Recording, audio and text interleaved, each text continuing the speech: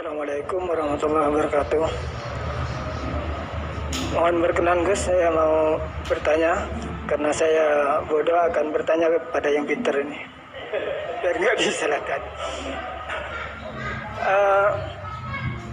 Mana ya, langsung ke pertanyaan, lebih penting mana antara pintar dengan cerdas?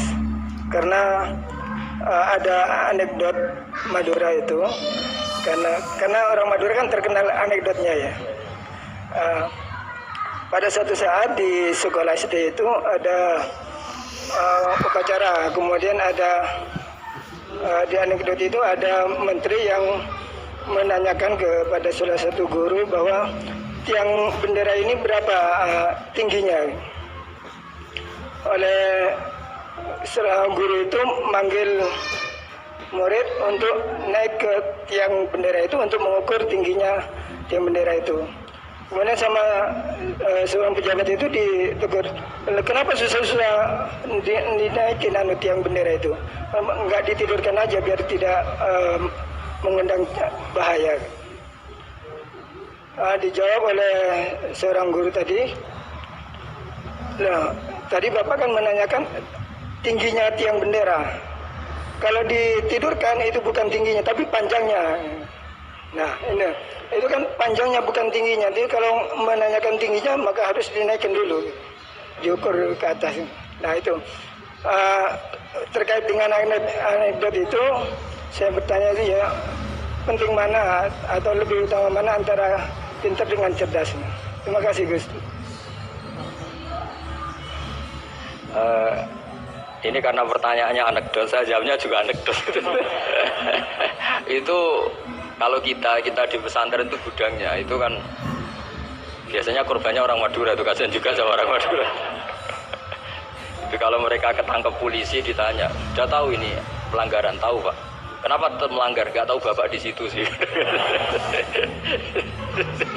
Jadi itu kan cerminan pikiran kita semua. Kalau gak melanggar itu bukan karena takut aturan, takut ketangkep polisi. Sudah tahu kalau pelanggaran, tahu Pak? Kenapa melanggar? Nggak tahu Bapak di situ. Ribet kan? Nah, tapi sebetulnya jawaban dari pertanyaan jenengan itu ya sebenarnya Anda pasti tahu lah. Ini kan antara cerdas dan pinter itu mungkin ya pinter itu ya cerdas, cerdas ya pinter. Yang jelas mengetahui sesuatu yang semestinya itu ya kecerdasan, dan mengetahui itu ya namanya pinter gitu. Cuma tadi yang menterinya memang tanyanya ketinggian, di mana-mana yang bentuk tinggi itu ya begini gitu kan. Kalau begini orang sudah bilang bentuk panjang gitu. Jadi ya dalam hal ini ya pinter dan cerdas anak SD tadi yang naik tadi. Karena ya tetap dia memang benar-benar ngukur ketinggian itu, bukan kedataran kan. Nanti lama-lama ini bukan panjang Pak, tiduran. Tapi itu memang di beberapa dunia wali. Dunia wali itu dunia yang memanfaatkan kepintaran dan kecerdasan. Misalnya banyak wali yang ibadahnya itu biasa. Ditanya kenapa kamu ibadahnya biasa? Loh, Allah itu nggak diuntungkan oleh ibadah saya. Ya sudah, saya ibadah standar saja lah yang wajib-wajib. Makanya di dunia wali itu ada lebih ngeri guyonannya. Ada seorang wali doa di multazam, ya Allah ampuni dosa saya, ampuni, dan ini tempat mustajab, saya berdoa supaya saya tidak dosa lagi. Itu jawabannya unik. Kalau orang tidak dosa, sifat ghafur saya nganggur. Jadi saya ini ghafur itu pemaaf. Kalau nggak ada yang salah, lalu ini gimana ini? Nggak ada objeknya lah kira-kira gitu. Jadi hubungan wali dengan Tuhan dulu itu ya asik, karena ya memang agama ini datang dengan keasikan. Makanya disebut halawatal iman. Halawa itu nyaman, indah. Makanya Nabi itu kalau mensifati sholat, wa qurratu aini fi sholat, nyaman saya ketika sholat, karena Allah itu jamil, Allah itu indah, sehingga ya nyaman. Terus saya itu kalau mikir mati itu Pak Rektor itu ya takut kadang-kadang, wah dikubur terus ditinggalkan, itu ribet kan. Tapi kalau setelah saya ngenangen dulu ketika saya janin di perut ibu ya nggak tahu cara hidup, ternyata saya hidup dengan cara yang saya tidak tahu. Wong bisnis agak bisa, kerja agak bisa.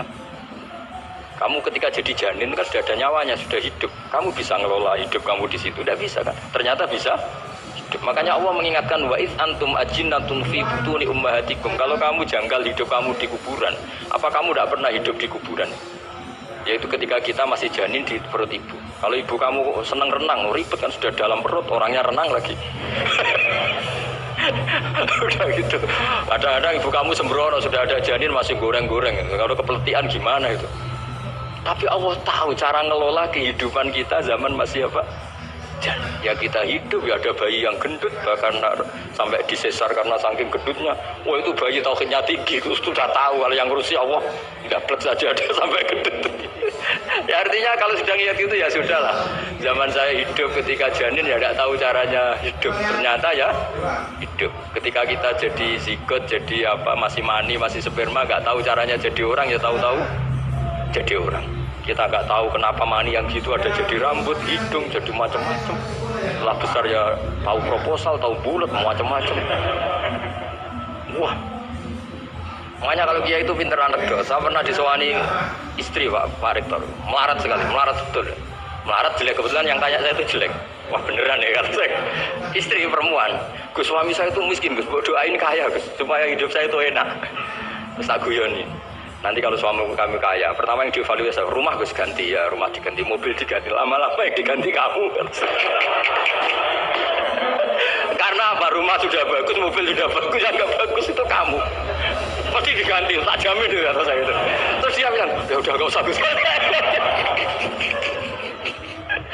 Jadi untuk karena saya ini ya mikir, saya ini kiai kan jaga image, sampai saya doakan tidak mandi kan jatuh. Ya sudah mendingan itu, mendingan tak kasih pengertian itu. Kalau suami kamu jagain kamu ganti apa rumah kan, terus mobil kan, lama-lama yang dievaluasi apa?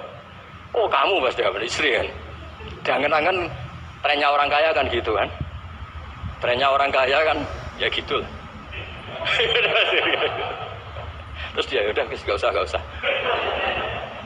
Jadi artinya itu kecerdasan, kiai gitu itu kecerdasan. Karena kalau doa tidak mesti mustajab juga kan? Udah kiai top gitu, doanya ngobos juga kan, ribet kan? Akhirnya ya sudah gitu aja. Ya saya kira demikian.